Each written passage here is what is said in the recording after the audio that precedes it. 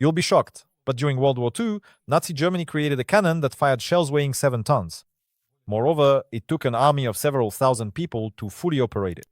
In this video, I'll tell you about the most fascinating secret developments of the past. You'll also find out how in England they came up with the idea of a giant aircraft carrier made of ice and sawdust. Enjoy watching. I'd like to start this video with one astonishing invention by Soviet scientists. Back in the last century, during the Cold War between the USSR and the USA, military engineers were developing new weapons that were meant to strengthen the army. In the Soviet Union, research and development were also moving forward, and in addition to nuclear weapons, cruise missiles, and advanced tanks, designers also had blueprints for some very ambitious projects on their desks. One of these was the Soviet laser tank. Yes, you heard that right. A real piece of technology straight out of the future and science fiction movies. Of course, there were some differences, but we'll get to that a bit later. It made no sense to develop such technology from scratch, since there were already existing tanks that could serve as a foundation. That's exactly what the design bureau decided. They chose the T-80 tank as the donor. It had quite impressive specifications. Strong frontal armor, an engine with almost 900 horsepower, a top speed of about 60 kilometers per hour, and a range of 500 kilometers. And all this with a weight of several dozen tons. A real monster. So, the engineers took the tank's hull without the turret, reinforced it, and attached their own turret, in which they installed special equipment, specifically an unusual power unit that could easily supply electricity to a residential building, 15 unique lenses, as well as laser installations. Thanks to this setup, the tank could use its laser to hit any equipment at a distance of up to 10 kilometers. However, the system didn't work the way it's shown in movies. The lasers didn't melt metal, destroying enemy vehicles in a couple of seconds. They only disabled the targeting and observation systems of vehicles, and also blinded the crew. And this method of combat was extremely effective. The Soviet laser tank could single-handedly take out an entire platoon of tanks from a great distance, since no one can fight blind. But unfortunately, for reasons unknown, the project was never adopted into service. Maybe there were problems with its production, or perhaps something else happened. Soon after the decision to abandon the technology, the development project was shut down and all information about it was classified. Personally, I think that such technology is just too inhumane. The next astonishing machine on my list is the Soviet artillery system 2B1 Oka.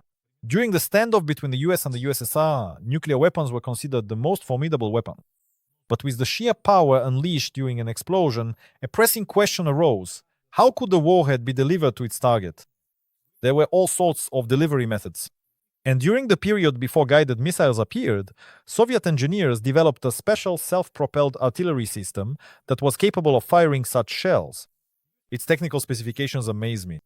This mortar was loaded with 420mm shells.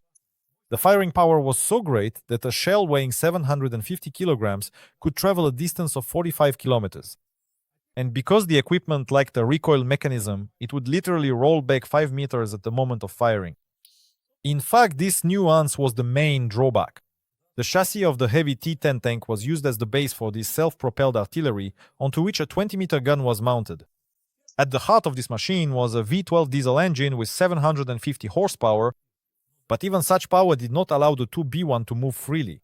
The fact is, the vehicle weighed a whopping 55 tons, and the protruding gun, which could barely fit anywhere, didn't add to its maneuverability either. The gun itself could fire only once every 5 minutes. Such enormous power ended up backfiring on the self-propelled artillery. Because of the enormous recoil, which was hardly absorbed at all, the vehicle simply couldn't withstand it. With every shot, the transmission which was used for aiming would constantly break down. The suspension would also fail, causing the tank to just collapse onto its belly. The machine would literally fall apart every time it was used as intended. Because of this, the project was ultimately abandoned.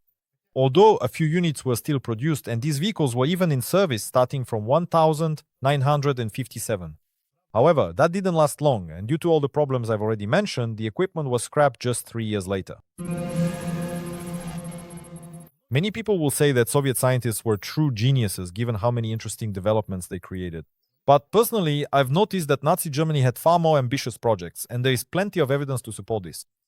After all, following World War II, German scientists went on to develop weapons and rockets for the very countries they had fought against. But the kinds of projects they carried out for Hitler are astonishing in their specifications. Just take the Maus as an example. That was the nickname for the heaviest tank in the world. In German, it's simply called Maus. Its development began in November 1941. However, during that time, only 2 vehicles were built, and both were destroyed by the Soviet Army in 1945. But in the USSR, they decided that scrapping tons of metal left from this giant would be inhumane. So they assembled one tank from the 2 remaining units, restored it thoroughly, and sent it to a museum. And here, I'd like to brag a little. I've actually seen this tank in person. Its sheer size absolutely amazed me. However, as far as I know, it has been sent for restoration, so at the moment, it's not possible to see this monster in person. So what are its specifications? The vehicle weighs an astonishing 189 tons. In some places, its armor was up to 200 millimeters thick. In fact, it's this armor that resulted in such an enormous weight. And all of this was done to withstand Soviet tanks, which had quite effective weaponry. However, even a 100mm gun could penetrate its armor, but this was discovered not by the Germans, but by the Soviet military when they captured the vehicle. The weaponry used for the super heavy tank was rather ordinary, no more than 149mm. The shells for it were extremely heavy, about 70 kilograms each, which resulted in a low rate of fire, and even the huge, powerful 1000 horsepower engines couldn't move this monster efficiently or quickly. Its maximum speed was 20 kilometers per hour, and just to cover 10 kilometers off-road, the vehicle consumed 350 liters of fuel. By the way, it was a kind of hybrid. The engine powered generators, which in turn supplied electricity to electric motors that propelled the vehicle forward. Naturally, such massive dimensions played a cruel joke on the machine.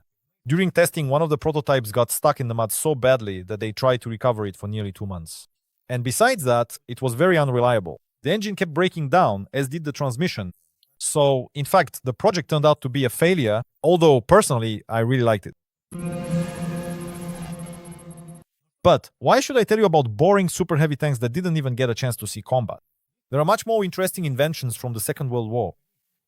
Can anyone explain to me what this thing is for?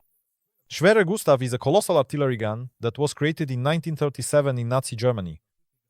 Its size really amazes me. This self-propelled artillery installation, also known as Dora, moves on rails because wheels simply couldn't support such a giant. Just listen to its dimensions: length 47 meters, width 7, height 11, and all of it is solid metal. So the weight of Dora will probably astonish everyone, a whopping 1,350 tons. Essentially, it's a huge building on wheels that also has a cannon. By the way, speaking of the gun, the barrel length is 30 meters, which is already much longer than the Soviet 2B1 design. The shells fired by Dora are also much heavier and more powerful. The barrel can accommodate ammunition weighing 7 tons. Just imagine the scale of what's happening. Essentially, the gun fires shells the size of a refrigerator and as heavy as a real truck at distances of up to 47 kilometers. To operate this behemoth, you need almost 3,000 people. It takes 250 people just to service the gun itself, and another 2,500 to move it. After all, there aren't tracks laid everywhere to get to the destination. Naturally, such a battalion had its own kitchen, a camouflage company, and even a full-fledged bakery. Dora was also guarded by 2 anti-aircraft battalions against air attacks. In short, the Germans created a real city on rails, which even had its own army. Whether it was worth it or not, I can't say for sure. The thing is, the gun fired its first shot only in 1942. It was used during the assault on Sevastopol. And in order to reach the location from which the gun was supposed to fire, new railway tracks even had to be laid. In total, Dora fired 48 times. However, the shells rarely hit their targets. In fact, the gun only hit its target once, destroying an ammunition depot in the cliffs. In other cases, the shells literally embedded themselves in the ground to a depth of 30 meters and exploded there. But unfortunately, it is impossible to see this marvel of military engineering in person. To prevent the gun from falling into enemy hands, the Germans blew it up when Allied forces were actively capturing Germany. As I mentioned, German scientists at the time were among the best in the world. It was these engineers who developed the very first ballistic missile in the world. The V-2 also became the first man-made object in history to complete a suborbital spaceflight. And its dimensions are simply astonishing. The rocket's height is 14 meters, its weight with fuel is almost 14 tons, and its maximum flight altitude is 188 kilometers. At the same time, the speed it reaches is truly out of this world, a full 6,100 kilometers per hour. However, its range isn't that great, only 360 kilometers. The V-2 was launched either from a stationary or a mobile launch platform. At the same time, 9 tons of its launch mass was fuel, which was consumed during the first minute of the rocket's flight. Thanks to this, it reached a speed of 1,700 meters per second in just a few seconds. The fuel itself consisted of a mixture of liquid oxygen and ethyl alcohol. The first combat launch of the V2 took place on the 8th of September, 1944. The target was the capital of England, London. Naturally, no air defense system could shoot down such an advanced and fast rocket. However, as it turned out in practice, the V2S were not all that reliable. About half of all launched rockets simply self-destructed. So the development turned out to be very costly, considering that half of them just exploded at launch. And the weapon's accuracy was also very poor, which made its effectiveness negligible. The missile's accuracy was plus or minus 10 kilometers. That is, when firing at the center of a city, the Germans were lucky if they hit the outskirts, not to mention any important military targets. A 13-ton rocket, which cost a fortune, was comparable in effectiveness to an ordinary pistol in someone's hand. After all, this giant contraption at best would hit 2 or 3 people. According to statistics, out of 2,000 V2 launches, only 200 to 700 people were affected. Overall, this advanced development became more of a psychological weapon than an effective means of waging war. But the research was not in vain. The engineers and scientists who worked on this project went on to work on NASA's space program in the United States after the war. So, in the end, it did bring some benefit. But the last invention from World War II truly shocked me. It literally embodied the saying, made out of mud and sticks. In England, the ruler of the seas, they were actively trying to solve the problem of countering German submarines which were constantly destroying British ships. Naturally, the losses were enormous, which meant there was a constant shortage of quality steel in the country. But one eccentric inventor, Geoffrey Pike, found a solution to the problem. This scientist developed a new construction material, which he called Pykrete. Essentially, it was just ordinary ice mixed with sawdust, and it's worth noting that his invention was actually pretty impressive. However, the first demonstration tests almost ended in disaster. A layer of Pykrete was shot at with a pistol. No, the bullet didn't penetrate the icy armor. Instead, it ricocheted and hit the trouser leg of one of the admirals. Fortunately, no one was hurt. The tests demonstrated all the advantages of this invention, and soon Pike was offered the chance to create the most grandiose aircraft carrier in history. It was to be called Habakkuk. The runway was supposed to be 610 meters long, specifically so the ship could accommodate heavy bombers. The width 92 meters and the total height of the vessel 61 meters. You have to admit those are truly colossal dimensions for a floating craft. The thickness of the ice hull was to be 12 meters. Thanks to such a thick layer, the aircraft carrier would have been completely invulnerable to torpedoes. Inside, there would have been complex cooling systems to prevent the ship from simply melting as it moved, as well as powerful electric engines. All in all, this monster was meant to become a true pillar of the British fleet. By December 1943, they had even built a large model for testing, which was 18 meters long and 9 meters wide. It was cooled by a gasoline engine with a power of just 1 horsepower. But unfortunately, the project was not developed any further. Germany was losing the war, and there was little left that threatened the British fleet. So they decided to abandon the idea of an aircraft carrier made of ice.